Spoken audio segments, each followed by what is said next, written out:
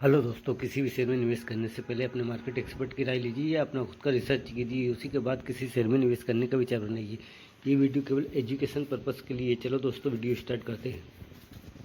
ये 20 रुपये 10 पैसे का ये पेन स्टॉक है। इस पर आप अपनी नज़र बना के रखना। कंपनी डिजिटल क्षेत्र में से बिलोंग करती है। तो दोस्तों, अभी इसने 52 रुपये का हाई बनाया था, जो कि अभी आपको मात्र 20 रुपये 10 पैसे में मिल रहा है। क्योंकि अब एफआई इसमें लौट आए हैं।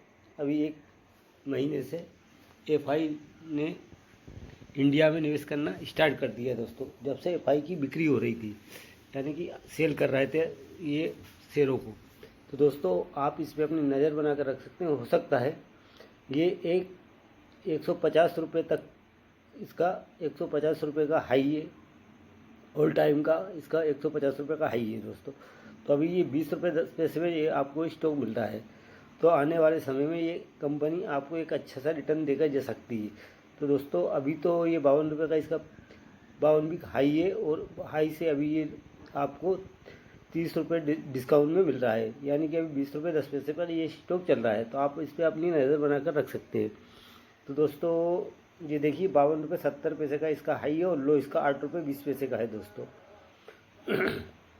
इसकी प्राइस परफॉर्मेंस की बात करते हैं तो जिसने 0.20% का नेगेटिव रिटर्न दिया अपने निवेशकों को। 1 महीने में इसने 41.35% का नेगेटिव रिटर्न दिया अपने निवेशकों को, और 3 महीने में इसने 36.96% का नेगेटिव रिटर्न दिया अपने निवेशकों को। 1 साल में इसने 25.89% का नेगेटिव रिटर्न दिया अपने निवेशकों को। 3 साल में इसने 41.33% का नेगेटिव रिटर्न दिया अपने निवेशकों को दोस्तों। एक मंथ में 2 लाख क्वांटिटी ट्रेड हुई, जिसमें 1 लाख क्वांटिटी डिलीवरी उठाई गई है, और एक वीक में 1 लाख क्वांटिटी ट्रेड हुई थी, जिसमें 1 लाख ही डिलीवरी में उठाई गई है दोस्तों। वो यह सैटरडे में 4 लाख क्वांटिटी ट्रेड हुई, जिसमें 100% डिलीवरी में उठाई गई है। टुडे में 1 लाख क्वांटिटी ट्रेड हुई है।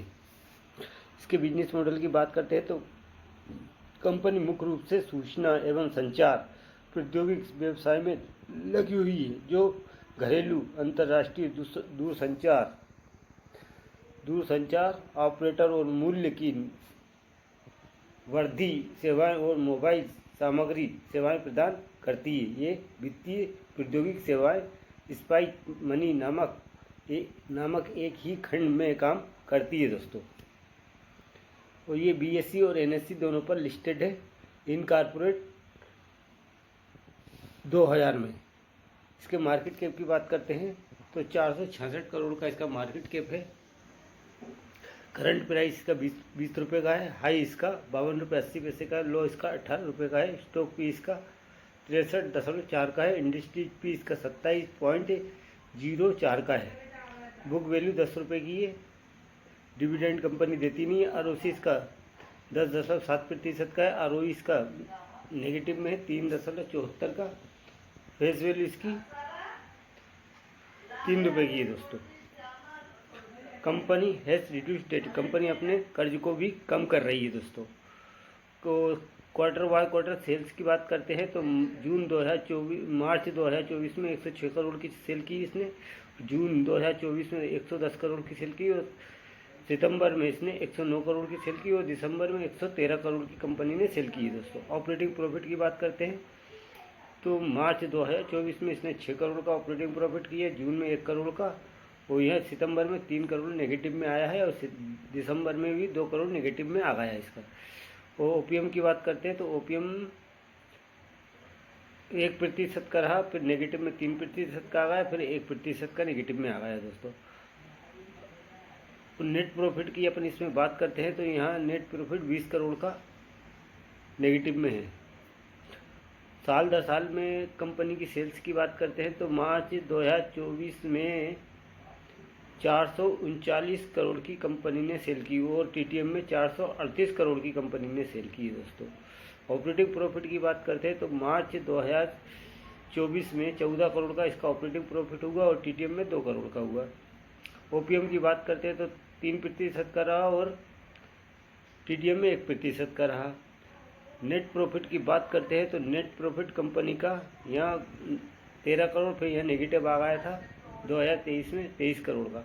मार्च 2024 में 22 करोड़ का प्रॉफिट, नेट प्रॉफिट इसका 22 करोड़ का हुआ मार्च 2024 में। और TTM में इसमें 19 करोड़ का नेट प्रॉफिट हुआ है दोस्तों।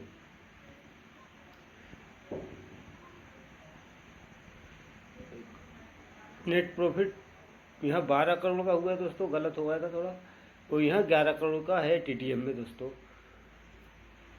कंपाउंड सेल्स ग्रोथ की बात करते हैं तो 10 साल में नेगेटिव में रही इसकी 13% की कंपाउंड सेल्स ग्रोथ, और 5 साल में इसमें 3% की रही कंपाउंड प्रॉफिट ग्रोथ पॉजिटिव में, और 3 साल में इसमें 15% नेगेटिव में रही कंपाउंड सेल्स ग्रोथ, और TTM में 1% रही है negative compound sales growth. Compound profit growth की बात करते हैं 10 साल में कुछ नहीं है, 3 साल में भी कुछ नहीं है, 5 साल में कुछ नहीं है, और TTM में नेगेटिव में इसकी कंपाउंड प्रॉफिट ग्रोथ 55% की। स्टॉक प्राइस CAGR की बात करते हैं, 1 साल में नेगेटिव में रही है इसकी 26% की स्टॉक प्राइस CAGR, और 3 साल में इसमें नेगेटिव में रही है 16% की स्टॉक प्राइस CAGR, और 3 साल में 44% रही पॉजिटिव में स्टॉक प्राइस CAGR, और 10 साल में इसमें 3% रही है negative stock price CAGR।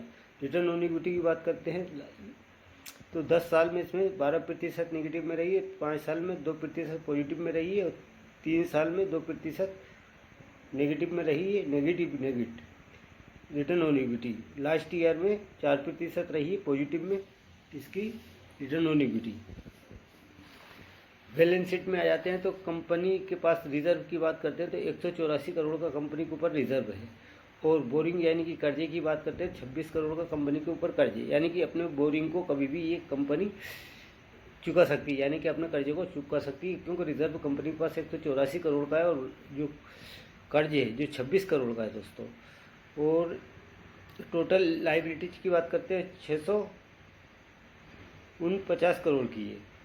Fix asset 71 crore का है, और इन्वेस्टमेंट 38 करोड़ का है, और टोटल एसेट है 649 करोड़ का दोस्तों।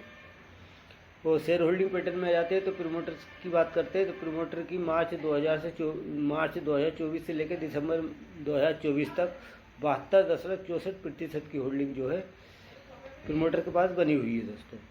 और FI की बात करते हैं, FI इसके अंदर है नहीं है, और बाकी पब्लिक की है 27.35% की जो होल्डिंग है वो पब्लिक की है।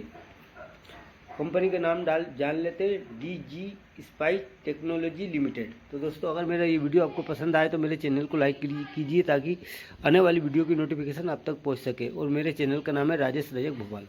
धन्यवाद।